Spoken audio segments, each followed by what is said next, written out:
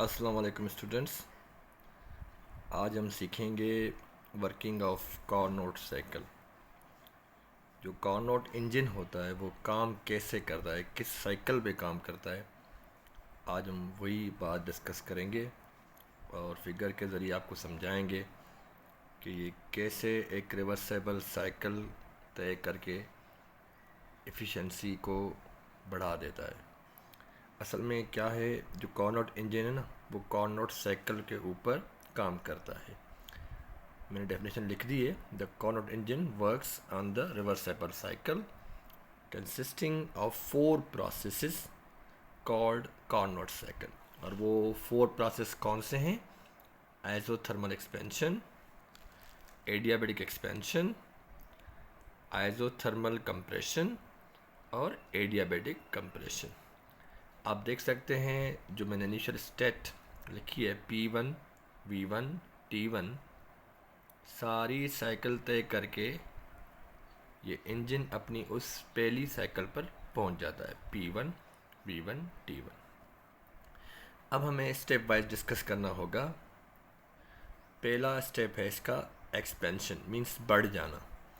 अब वो बढ़ जाना तूल में हो या मिकदार में हो, यहाँ पर हमने एक सिस्टम ले लिया है और सिस्टम की बाउंड्रीज़ जो मैंने 3 तरफ है वो फिक्स कर दी हैं। एक बेस, दूसरी 2 वॉल्स, ठीक है, ये तीनों फिक्स हैं। हाँ, बाकी चौथी को मैंने मूवेबल पिस्टन के तहत मूव करने की इजाज़त दी हुई है।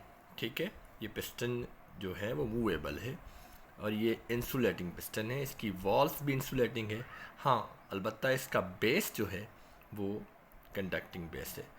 तो मैंने लिख दिया ऊपर, let us consider a system having conducting base, non conducting walls and movable piston. ठीक है बेटा, तो इसका जो इनिशियल स्टेट मैंने लिख दिया है P1, V1, T1। अब इसके ऊपर 3 लोड रखे हुए हैं। मैंने कलर चेंज कर दिया है, ठीक है, एक ब्लू, रेड और ग्रीन। मैंने रेड वाला हटा दिया, मीन्स मेरा मतलब है प्रेशर को कम कर दिया। जब मैंने प्रेशर को कम कर दिया तो जाहिर सी बात है वॉल्यूम बढ़ जाएगा। जितना प्रेशर कम हुआ है, P1 से P2 हो गया, उसके इन्वर्स वॉल्यूम बढ़ गया है V1 टू V2। हाँ, पर इसका टेम्परेचर जो है वो कांस्टेंट रखा गया है। हो गया कैसे? ये सिस्टम सारा रखा हुआ है HTR पर, सोर्स पर, जो हमेशा हीट सप्लाई करता है और टेम्परेचर में चेंजिंग नहीं होने देता, नहीं करने देता। तो वहाँ पर इंटर एनर्जी में चेंजिंग ज़ीरो हो जाएगी और टेम्परेचर में चेंजिंग भी ज़ीरो होगी।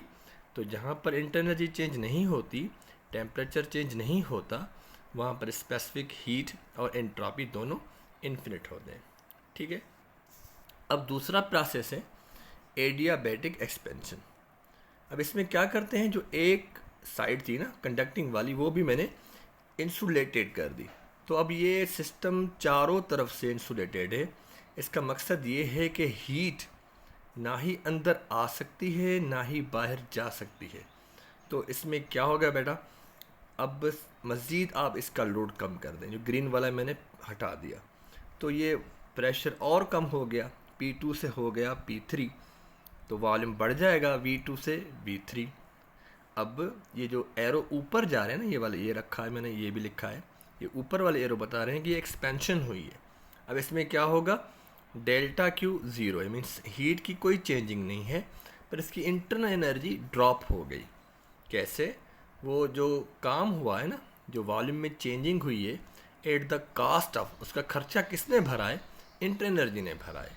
ठीक है, ये भी एक्सपेंशन हो गई।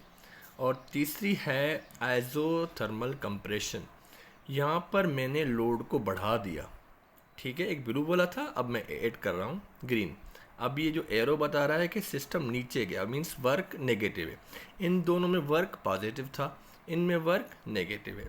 ठीक है, अब क्या होगा, अब स्टेट चेंज होगी, प्रेशर बढ़ गया P3 से P4, वॉल्यूम कम हो गया V3 से V4, और टेम्परेचर का कांस्टेंट रहेगा। क्यों? ये सिस्टम मैंने रख दिया है LTR के ऊपर, सिंक, जो हमेशा गर्मी को लेता है। ठीक है, जो इंटर एनर्जी राइज होनी थी, मेरा मकसद है चेंज होनी थी, वो कवर हो गई। किसके ज़रिए? सर सिंक ने गर्मी ले ली। ठीक है बेटा। अब चौथी जो है आखिरी, अब मैंने लोड को और बढ़ा दिया। कैसे? देखें, हमने ये रखे हुए थे पहले ग्रीन वाला और ब्लू वाला, अब रेड मैंने ऐड कर दिया। अब सिस्टम सारा अपनी इनिशियल स्टेट पर हो गया और मैंने बेस को फिर से इंसुलेटेड कर दिया। अब हीट बाहर नहीं जा सकती, ना ही अंदर आ सकती है। तो यहाँ पर क्या हो गया सर, सिस्टम इनिशियल स्टेट पर वापस आ गया। तो ऐसा सिस्टम जो इनिशियल स्टेट पर वापस आ जाए उसे हम रिवर्सेबल साइकिल कहते हैं। और रिवर्सेबल साइकिल की इफ़िशेंसी हमेशा ज़्यादा रहती है इर्रिवर्सिबल साइकिल से, इसीलिए कार्नोट साइकिल की इफ़िशेंसी ज़्यादा होती है और कंपेयर इंजन से। I hope you got it.